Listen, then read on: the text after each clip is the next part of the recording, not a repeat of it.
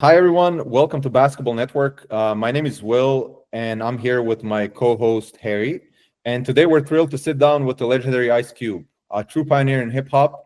Ice Cube first rose to fame as a member of the groundbreaking rap group N.W.A. before launching a hugely successful solo career.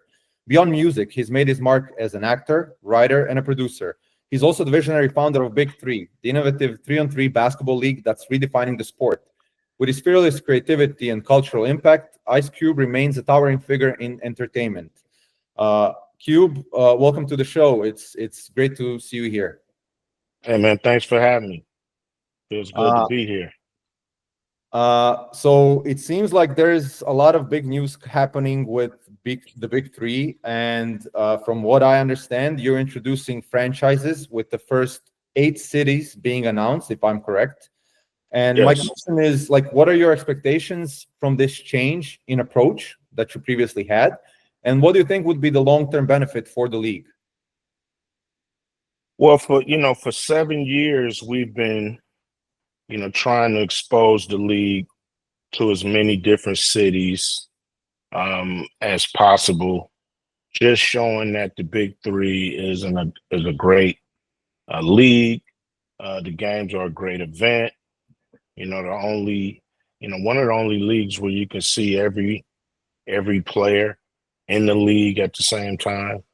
So it's pretty cool. So now we believe going to the city model, we're gonna unlock the fan bases that are huge in these 8 cities, um, as well as grow the sport worldwide so we can continue to expand. Um, we just believe being planted in these major cities will, unlock a more ferocious fan base. Mhm. And there's a lot of allegiance to cities. And so, we feel like this is our path to grow. Our first path was just kind of an introduction to the sport for people. Now that people are more familiar with it, now it's time to grow the sport. Mhm. And can you reveal which cities are you starting with? Like which markets are you starting with the franchises? Los Angeles, Hmm. we got a franchise in Miami, Detroit, Chicago, Boston, Houston, Dallas, Hmm. and the DMV, which is DC, Maryland, and Virginia. Hmm.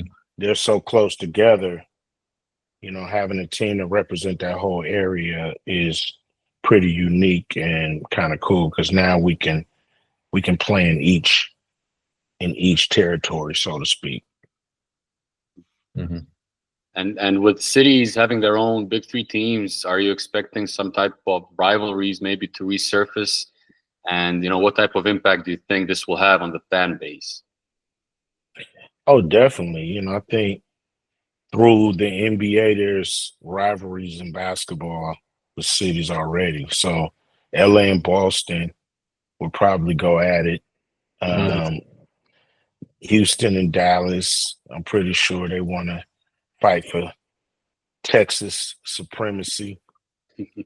So, Detroit and Chicago, I'm pretty sure, they've had their share of battles, with the NFL, so to speak, even the NBA back in the day, there's a, love-hate relationship between Chicago and Detroit um, when it comes to basketball. So we feel like there's built-in rivalries.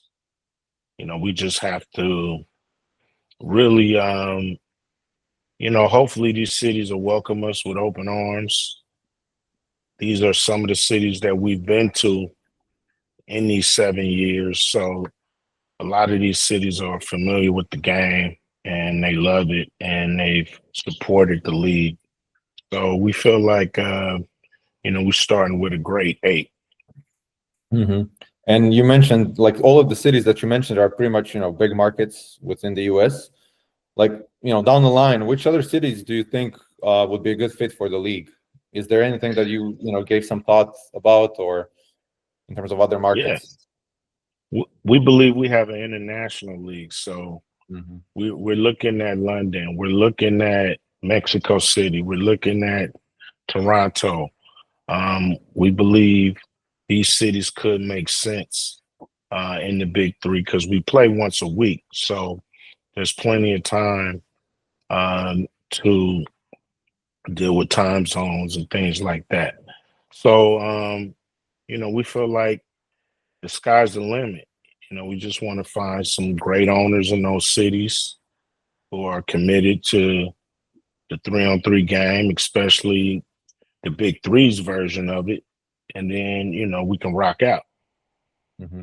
And you mentioned something interesting. You mentioned the finding people who would be the owners.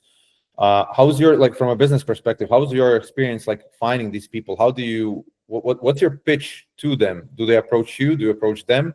Because it's, you have to get the people buy into the idea of, owning a team and seeing what are the benefits behind it.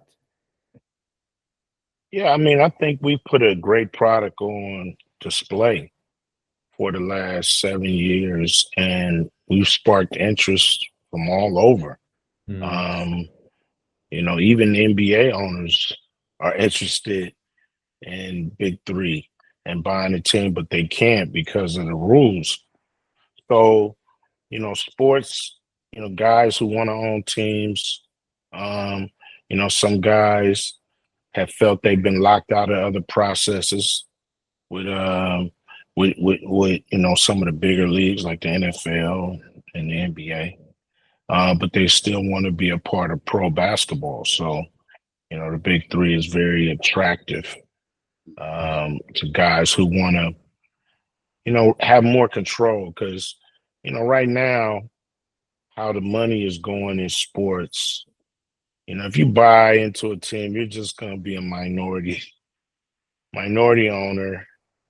And, you're going to probably get some good seats and not a lot of say in what the team does and, the makeup of the team or anything like that. So, with the Big3, owners can be extremely hands-on and really have a say in, the makeup and what kind of team they want to build in that city. So I think it's extremely attractive for guys who want to be closer to the action, not just, with a seat or owner's box, but actually the day-to-day of the team and who's playing and how they playing, who's coaching, even what the uniforms look like. So, I think the Big3 is extremely attractive in that way.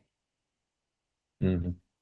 Absolutely. And you're starting with Australia. How did the partnership between the Big3 and the NBL come about, and how do you envision this partnership to look like in the future?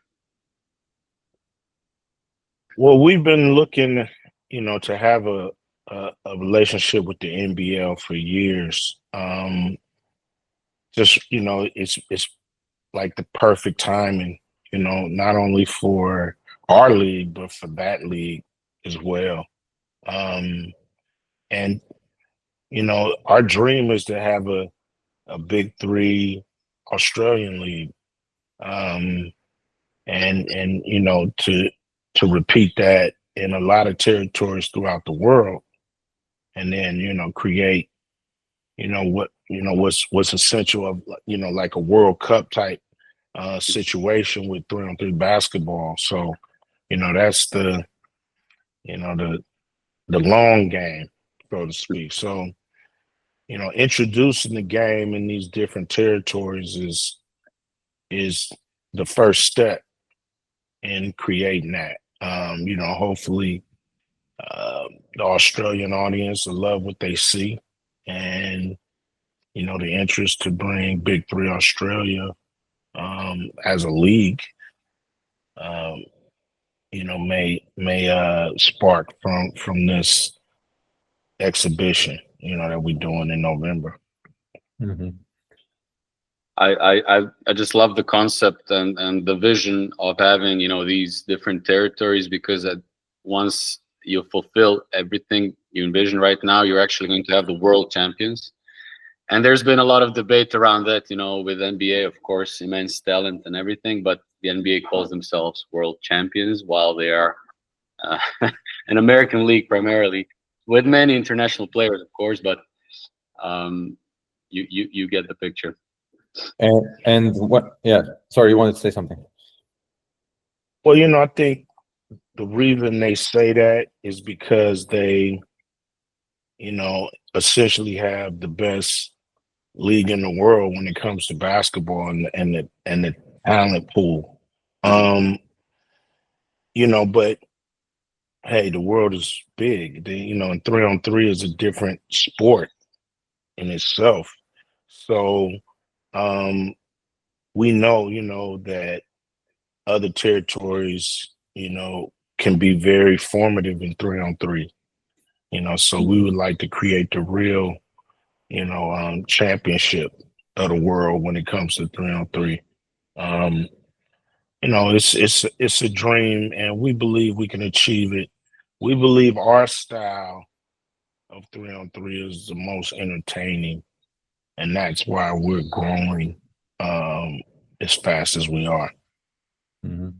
And when it comes to the actual growth of the sport and the league and everything, you started the league back in 2017. Now we're in 2025. You're announcing this big change.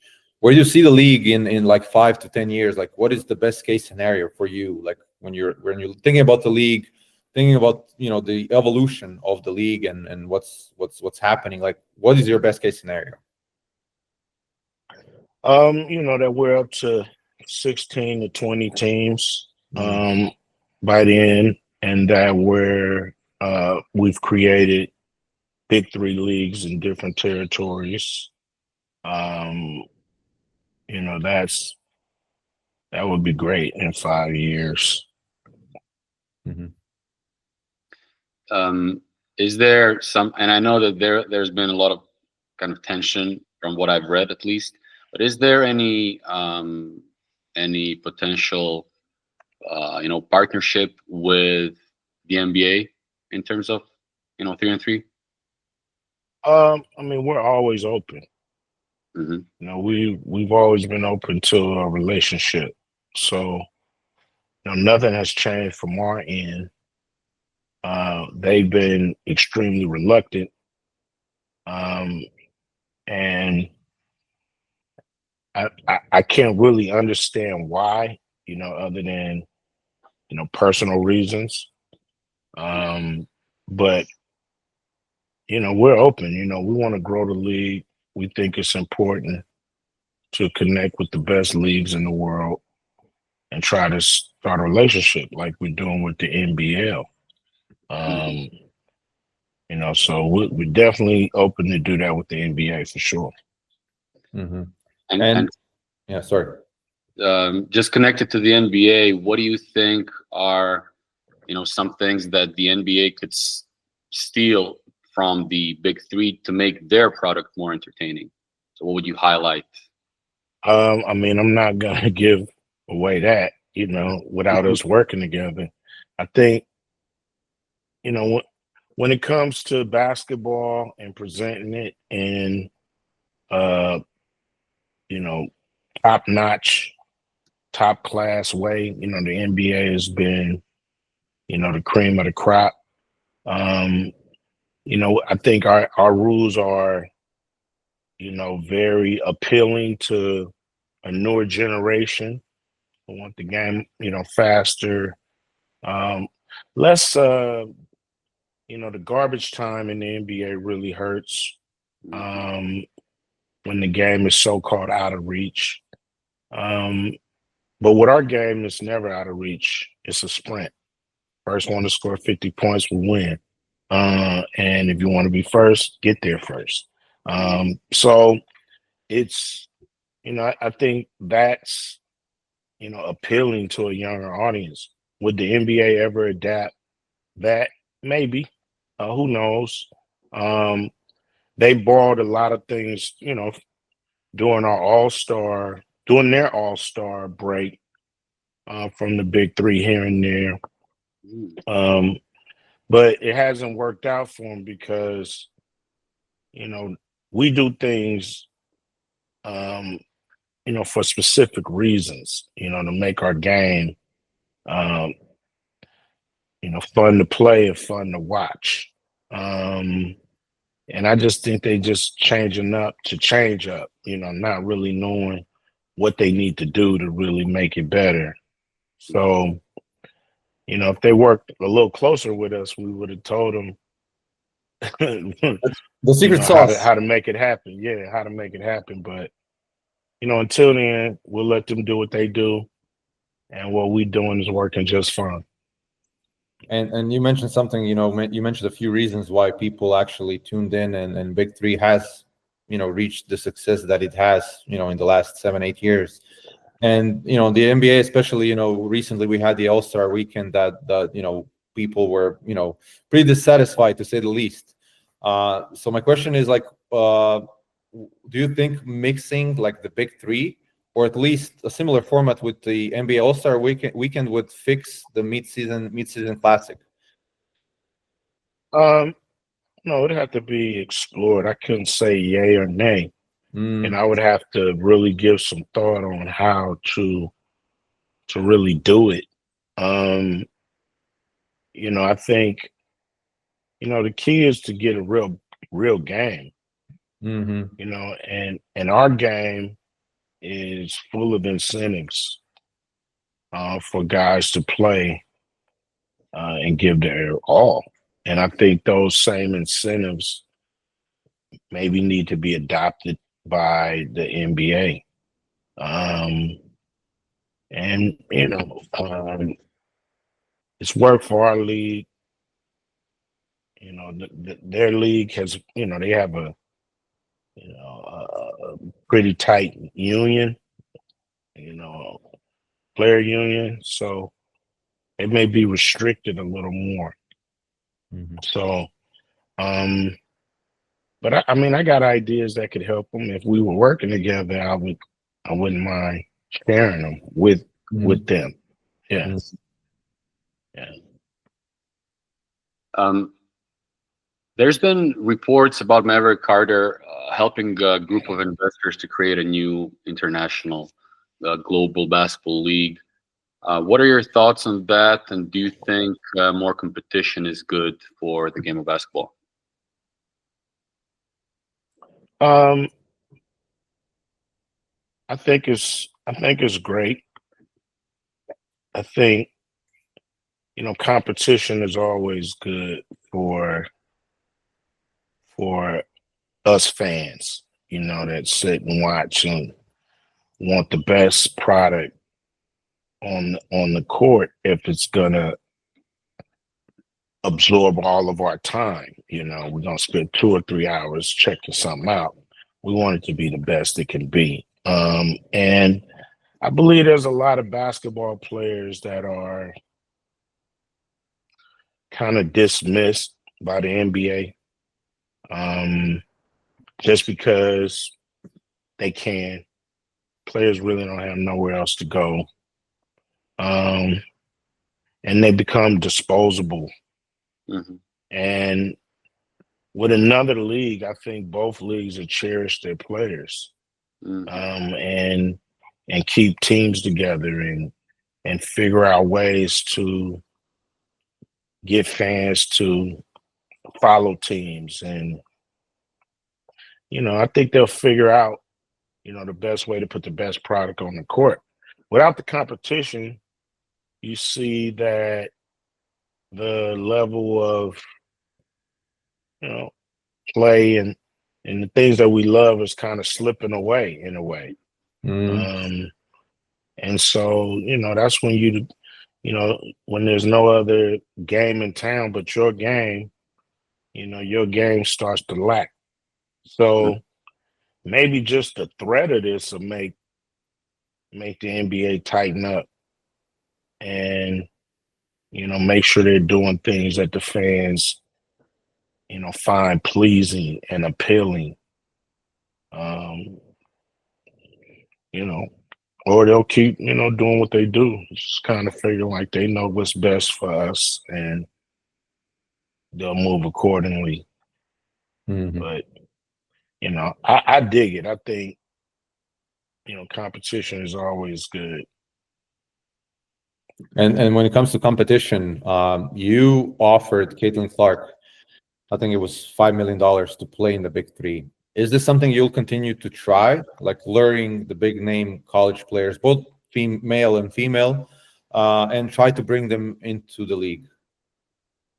I don't know if that's something that we'll continue to try. It was like the perfect storm with that player.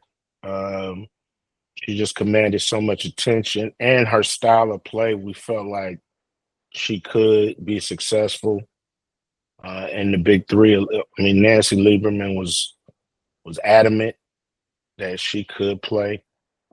Some guys were saying she couldn't play.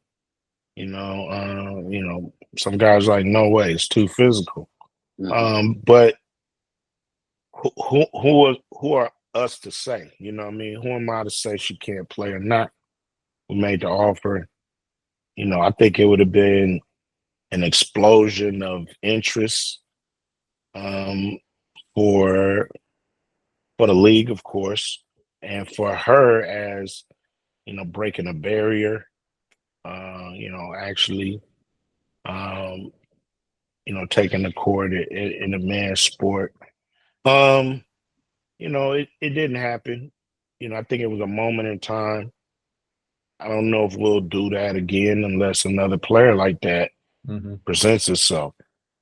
We was able to offer her that because our sponsors were saying that if you get her, that could potentially unlock millions of dollars for the league and sponsorships. So it was worth a shot. You know what I mean? And just out of curiosity, in the future, is there a plan to focus on like mixing the league in terms of male and female basketball, men's and women's basketball? There's not a focus on that, but our player captains pick their co-captains.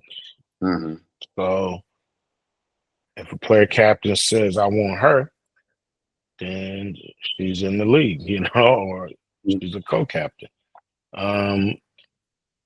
If somebody comes to our combine and gets drafted, they're in the league.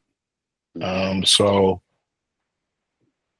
it's really, it depends on the players. We don't have GMs who say this one should play with that one and that one should play with this one.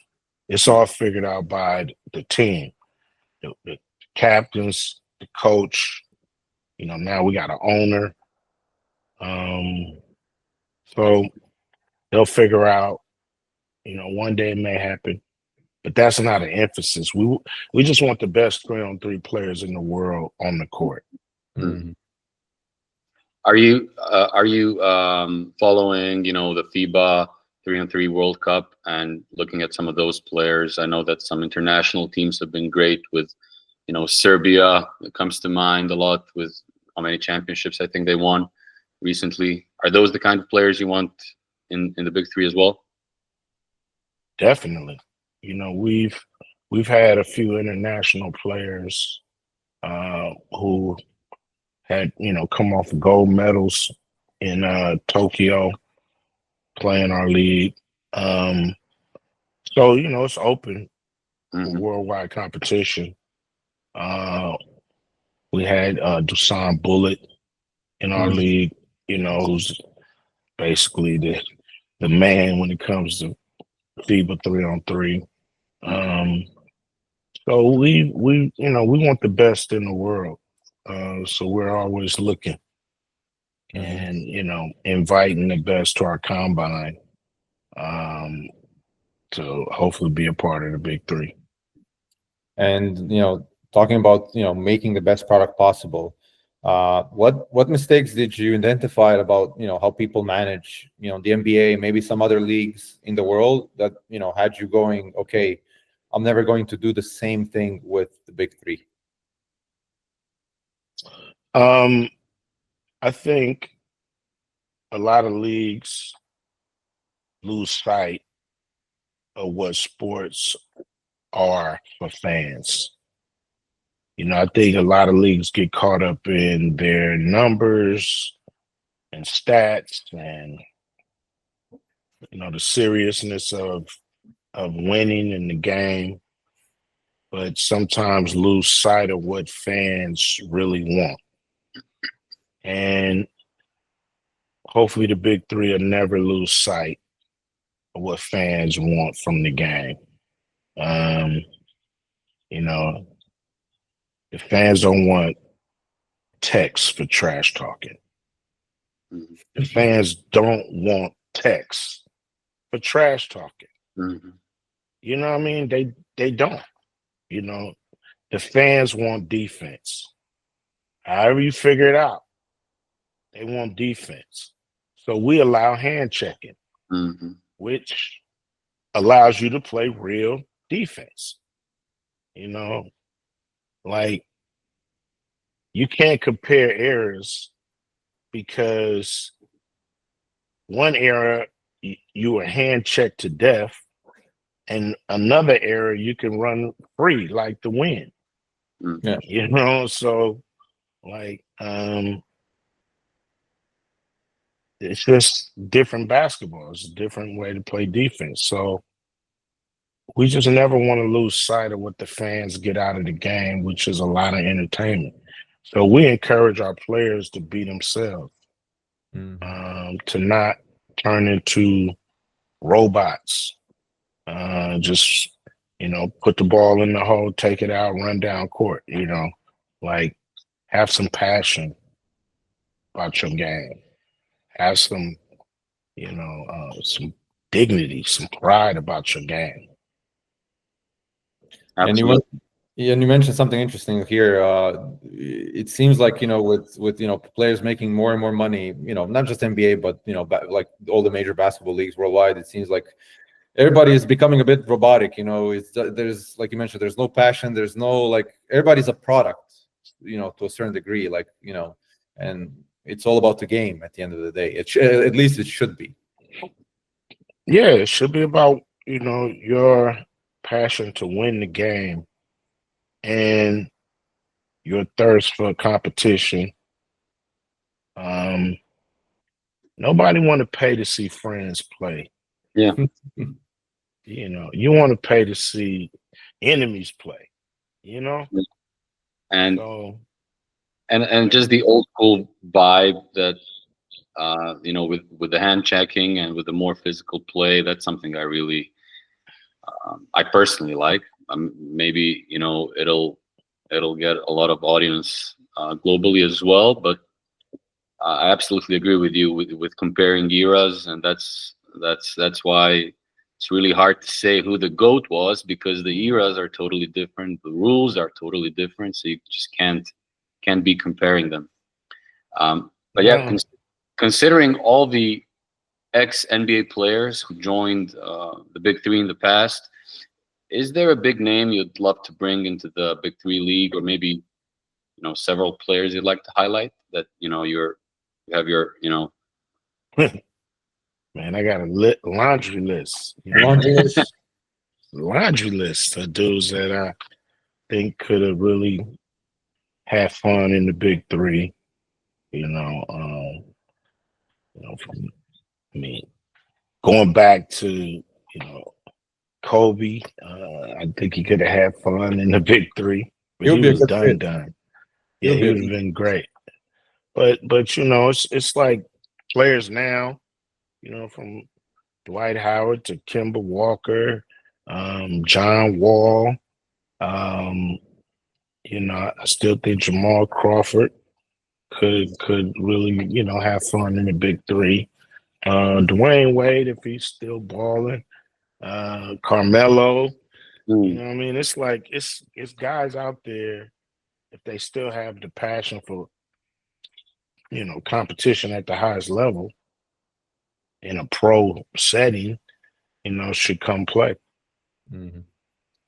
And and you know I know we're wrapping up, and we know you're a big Lakers fan. What are your expectations from this season? We're at the end of the season. What are your expectations for the Lakers? Do you think they can win the title? I don't know if they can win the title this year. I think they can, they might go deep Western Conference Finals, but I just think they need a little more time together to be able to win that title. Some teams that's been together that, they formative. They've been together a while and they know how to play together, and the Lakers are just now figuring out how to play together. Plus, they probably miss a big guy, like just a big body. With Jackson Hayes is great, but he won't be guarding Nikola Jokic in the come playoff time. So it'll be tough. Yeah, they're missing that big body. What they did with the Joker last time they beat him is they just sent a bunch of 6'10" guys at him from all angles, So he was just, every time he turned around, it was another 6'9" guy, fucking with him. So he, I think that's their strategy for him, is to just send as many bodies at him to try to disrupt his rhythm. It worked one game, but will it work in 7? Yeah, that's a big question. Yeah. We covered the story. You actually mentioned something about it was a while ago. You've been watching basketball since the '80s, so you saw the golden era of the rivalries when players hated each other, and you were mentioning how you really despised Larry Bird, from a basketball standpoint, because he used to be like, he would kill the Lakers. Obviously, the Lakers got their revenge, but it was interesting to see how you were, a big hater of Larry Legend. Yeah, it took me a minute to appreciate how good he really is.